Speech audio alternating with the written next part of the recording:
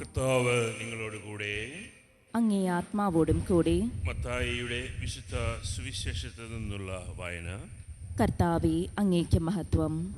അക്കാലത്ത് യേശു ജനക്കൂട്ടത്തോട് അരുൾ ചെയ്തു, സ്വർഗരാജ്യം വയലിൽ ഒളിച്ചു വച്ചിരിക്കുന്ന നിധിക്ക് തുല്യം. അത് കണ്ടെത്തുന്നവൻ അത് മറച്ചു വയ്ക്കുകയും സന്തോഷത്തോടെ പോയി തനിക്കുള്ളതെല്ലാം വിറ്റ് ആ വയൽ വാങ്ങുകയും ചെയ്യുന്നു. വീണ്ടും സ്വർഗരാജ്യം നല്ല രത്നങ്ങൾ തേടുന്ന വ്യാപാരിക്ക് തുല്യം. അവൻ വിലയേറിയ ഒരു രത്നം കണ്ടെത്തുമ്പോൾ പോയി തനിക്കുള്ളതെല്ലാം വിറ്റ് അത് വാങ്ങുന്നു. കർത്താവിൻ്റെ സുവിശേഷം. ക്രിസ്തുവേ, അങ്ങേക്ക് സ്തുതി.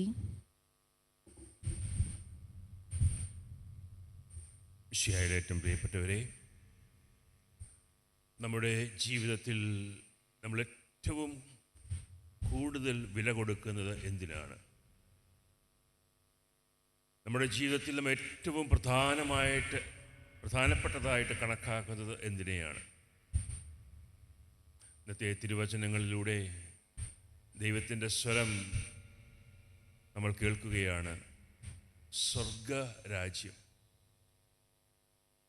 ഏറ്റവും വിലപിടിപ്പുള്ളതാണ്. വലിയ ഒരു രത്നം പോലെയാണ്, വിലയേറിയ നിധി പോലെയാണ്, രത്നം പോലെയുള്ളതാണ് സ്വർഗരാജ്യം. എന്താണ് ഈ സ്വർഗരാജ്യം? സ്വർഗരാജ്യം എന്ന് പറയുന്നത് ഒരു സ്ഥലമല്ല, മരണശേഷം നമ്മളെല്ലാം പോകേണ്ട ഒരു സ്ഥലമല്ല. സ്വർഗരാജ്യം എന്താണെന്ന് ബൈബിൾ നമ്മളെ പഠിപ്പിക്കുന്നു. ഫിലിപ്പിയർക്ക് എഴുതിയ ലേഖനം 3-ാം അധ്യായം 8-ാം വചനത്തിൽ പൗലോസ് അപ്പോസ്തലൻ പറയുന്നുണ്ട്, കർത്താവായ യേശുക്രിസ്തുവിനെ പറ്റിയുള്ള ജ്ഞാനം, എൻ്റെ കർത്താവായ യേശുക്രിസ്തുവിനെ പറ്റിയുള്ള ജ്ഞാനം എനിക്ക് കൂടുതൽ വിലയുള്ളതാകിയാൽ ഞാനിതാ എല്ലാം നഷ്ടപ്പെടുത്തുന്നു. സ്വർഗരാജ്യം എന്ന് പറയുന്നത് യേശുക്രിസ്തുവിനെ കുറിച്ചുള്ള ജ്ഞാനമാണ്.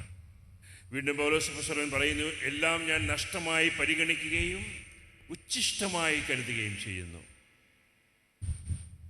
ഇതാണ് ഏറ്റവും വലുത് എന്ന് പൗലോസ് അപ്പോസ്തലൻ പറയുന്നു. യേശുക്രിസ്തുവിനെ കുറിച്ചുള്ള ജ്ഞാനത്തെ പ്രതി ഞാൻ സകലതും ഉച്ഛിഷ്ടമായി കണക്കാക്കുന്നു. അതുതന്നെയാണ് സുവിശേഷത്തിൽ നമ്മൾ വായിച്ചു കേട്ടത്. ദൈവരാജ്യം, സ്വർഗരാജ്യം ഒരു വലിയ നിധിയാണ്, അത് വലിയ രത്നമാണ്. അത് സ്വന്തമാക്കുവാൻ ഞാനെല്ലാം ഉപേക്ഷിക്കുകയാണ്. എല്ലാം വിറ്റ് ആ ദൈവരാജ്യത്തിനു വേണ്ടിയുള്ള, സ്വർഗരാജ്യത്തിനു വേണ്ടിയുള്ള ഒരു ജീവിതം. പ്രിയപ്പെട്ടവരെ, സ്വർഗരാജ്യം ഒരു തീരുമാനമാണ്. സ്വർഗരാജ്യം ഒരു തിരിച്ചറിവാണ്. സ്വർഗരാജ്യം എൻ്റെ കർത്താവായ യേശുക്രിസ്തുവിനോട് ഒന്നായി ചേരലാണ്, അവൻ്റെ കൂടെ വസിക്കുകയാണ്.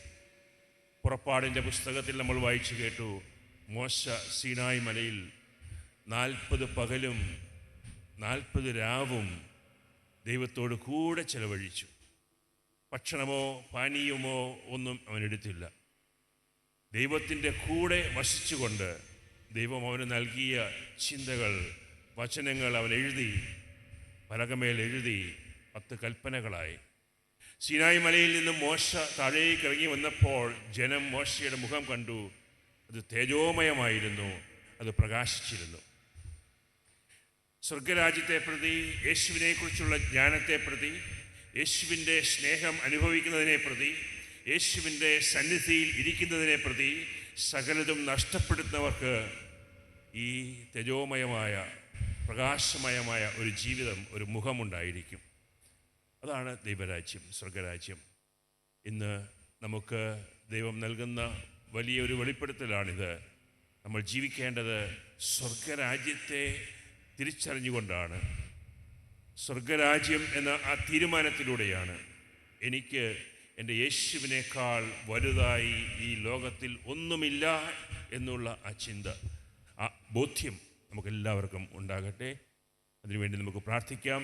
എല്ലാം ഉപേക്ഷിച്ച് യേശുവിൻ്റെ അടുക്കൽ ഇരിക്കുവാനുള്ള ആ ഒരു വിശ്വാസം നമുക്കെല്ലാവർക്കും ഉണ്ടാകട്ടെ എന്ന് പ്രാർത്ഥിക്കുകയും ചെയ്യാം.